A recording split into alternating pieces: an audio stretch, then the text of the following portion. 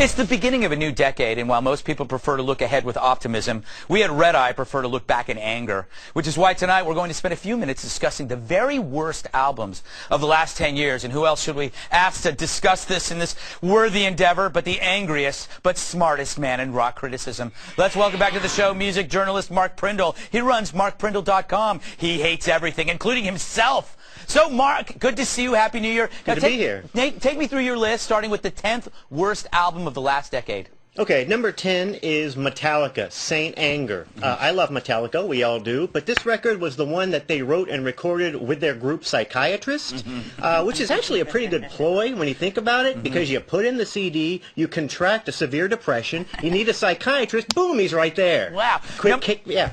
Number 9. Number 9, David Lee Roth, Diamond Dave. Again, I love David Lee Roth, but this is a covers album that just stinks to high heaven.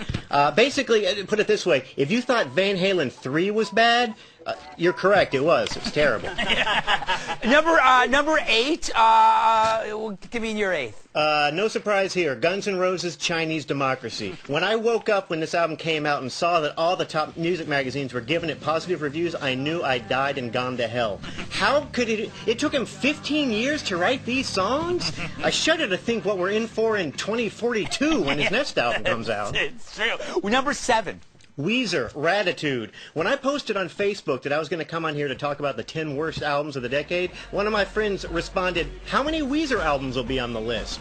And that says it all. These guys started average and got worse and worse. They stink. It's number 6. Linkin Park, Minutes to Midnight. As you know, Linkin Park fans have the amazing ability to enjoy some of the worst music ever created, and even they can't stand this album. Number 5. Smashing Pumpkins, Zeitgeist. This band reunited. I thought they stunk the first time, and now what? Billy Corgan, who's he dating now? Jessica Simpson. I mean, geez, I'm bald and talentless. Do I get a bimbo too? What's number 4? Eminem, Encore, one of the most childish records I've ever heard, full of fart noises, burping. Look, I've said this before, children need to realize that our hip-hop artists look up to them as role models. And with that responsibility comes a big, I don't know what I'm saying. Yeah, he's no Asher Roth. Number 3. Pink, I'm Not Dead. Guess I'll have to work on my aim. Oh, no, I'm not really going to shoot her, Greg. Okay. Number 2. Joni Mitchell, Shine. She paved paradise and put out a piece of crap. Actually, she hasn't put out a good album since the mid-'70s, but the reason I put this in here is because she announced her retirement in 2000, and then in 2007 came out of retirement to record this album for Starbucks. Wow. Hey, keep that hippie dream alive, Joni. Wait, what's your worst album of the decade? Number 1? Madonna, American Life. This was her first album after 9/11, and she was so affected by the tragedy that she wrote a huge, long album about how hard it is to be a celebrity. Hey, Greg, have you heard Bruce Springsteen's The Rising? Yeah. It's fine if you like lighthearted piffle, but did you know Madonna can't eat carbs? I know. It is a tragedy. It's harrowing is the word. Never forget. All right, I want to do my, wait, what's your best album of the decade?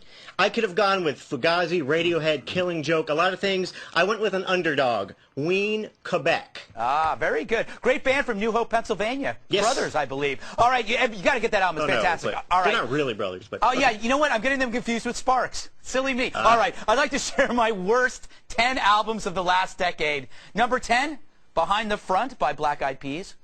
Number 9, Bridging the Gap by the Black Eyed Peas. Number 8, Elefunk by the Black Eyed Peas, spelled incorrectly. Where am I? 8? Where am I? 7. 7, Monkey Business by the Black Eyed Peas. Number 7? 6. 6, The End by the Black Eyed Peas.